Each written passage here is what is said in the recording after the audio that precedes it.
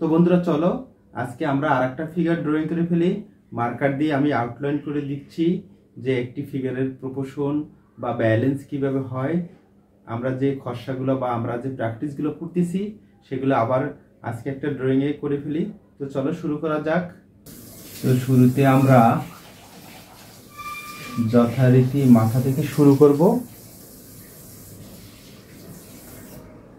এরপরে গলার অংশটা এঁকে আমরা এভাবে ভর তৈরি করব। এটা একটা পায়ের উপর ভর রেখে দেখো কিভাবে করা যায়।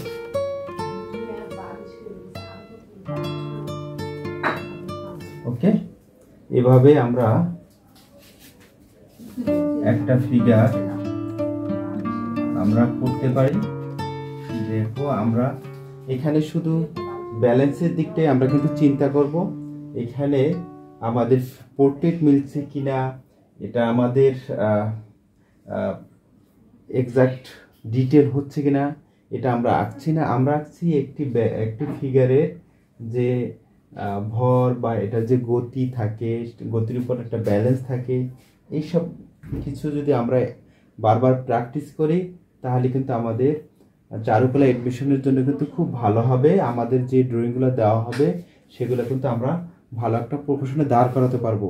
তারপরে আমরা যে সময়টা থাকবে সেই সময়টাতে কিন্তু আমরা ডিটেল করব। আমরা এখান থেকে এই ড্রয়িংটা করে নিই।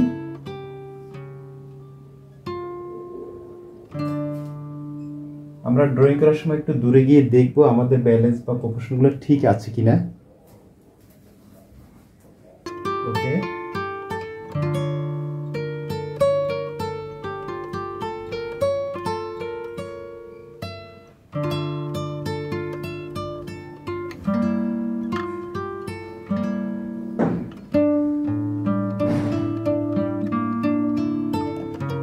হয়ে গেল।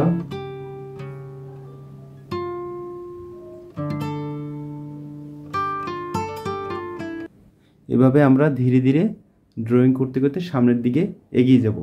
তাহলে আমরা মাথাটা এখন আর একটু ডিটেল করি।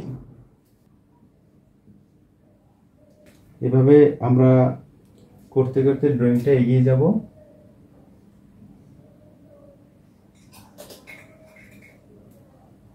এই হলো একটা পার্ট। এখান থেকে আমরা হাতের ড্রয়িংটা নিয়ে নেব।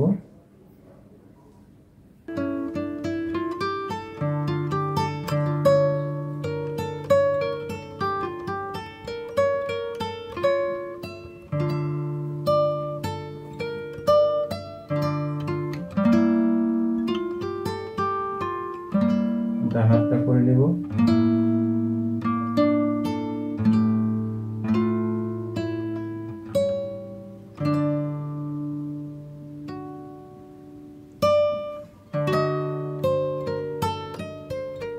এবারে আমরা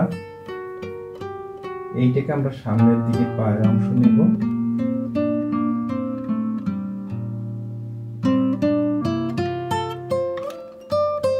আমরা তো রাফভাবে ড্রয়িংগুলো করে নিচ্ছি। দেখো এই পায়ে কিন্তু ভর পড়েছে। দেখো এটা মেল বা ফিমেল এটা কিন্তু বড় বিষয় না। যদি মেল আর ফিমেল হয় সেক্ষেত্রে কিন্তু ধরো এটা মেল ফিগার, তাহলে ফিমেল ফিগার ড্রয়িং করার ক্ষেত্রে আমাদের একটু খেয়াল রাখতে হবে এবং চেস্টের দিকে আমাদের সেক্ষেত্রে কিন্তু খেয়াল রাখতে হবে। তাহলে কিন্তু আমরা সেই অবয়বটা ফুটিয়ে তুলতে পারবো। অথবা আমাদের কিছু চুলের ক্যারেক্টারও থাকতে পারে, সেটাও কিন্তু আমরা দেখে নেব। তখন কিন্তু আমরা ওই বিষয়গুলো কিন্তু আমরা দেখে নিতে পারবো। হ্যাঁ, তাহলে দেখা গেছে একটা ফিমেল ফিগার কিন্তু হয়ে গেল। আর ফিমেল ফিগারটা যদি না দিয়ে আমরা অন্য কিছু চিন্তা করি তখন কিন্তু অন্য ব্যাপারগুলো এসে দাঁড়াবে। যাই হোক, এইভাবে কিন্তু আমরা একটি ফিগার আমরা এঁকে নিতে পারি বা ব্যালেন্স সহ যে জিনিসটা আমরা শিখছি প্রতিনিয়ত, এটা কিন্তু ভীষণ দরকার আমাদের। মূলত এই বিষয়গুলোই দরকার যে আমাদের একটি ফিগার যাতে ঠিকঠাক রয়েছে সেই বিষয়টা। অনেক সময় দেখা গেছে যে পড়ে যাচ্ছে, যে একটা দিকে আমরা যখন অনেকেই ফিগার এঁকে থাকে যে একটা ফিগার আঁকলাম, সেক্ষেত্রে তার ব্যালেন্স আমি এদিকে রেখে আমি এদিকে পা আঁকলাম, তাহলে কি এটা হবে না আসলে। এভাবে কিন্তু ড্রয়িং কিন্তু হবে না, যে একই দিকে ধরো এই পাটা রইলো, তাহলে কি হয়, সে কিন্তু পিছনের দিকে পড়ে যাবে, এই ফিগারটা কিন্তু পিছনের দিকে পড়ে যাবে। এভাবেও যদি আমি আঁকি তাও একটু ব্যালেন্স হয়, বাট কিন্তু এটা কিন্তু পড়ে যাচ্ছে, এভাবে মনে হচ্ছে যে এটা কিন্তু পড়ে যাচ্ছে। কাট ফিগার, এটাকে বলবো ইন ব্যালেন্স।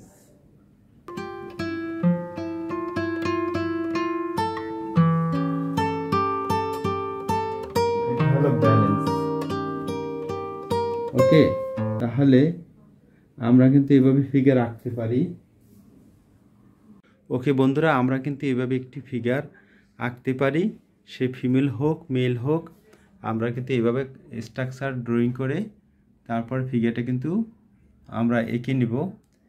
একটা বিষয় মনে রাখতে হবে, মেল আর ফিমেলের ভিতরে যে পার্থক্যগুলো আমরা দেখতে পাই, সেগুলো কিন্তু বাহ্যিক পার্থক্যগুলো আমরা দিয়ে দেব, কিন্তু ব্যালেন্স ভরের ক্ষেত্রে তো পুরুষ এবং মহিলা একই ব্যাপার।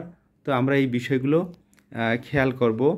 দেখো, আমরা দেখতে পাচ্ছি যে এখান থেকে ব্যালেন্স এসে এই পায়ে এসে বেশিটা ভর পড়েছে, আর এই পাটা সাপোর্ট হিসাবে রয়েছে।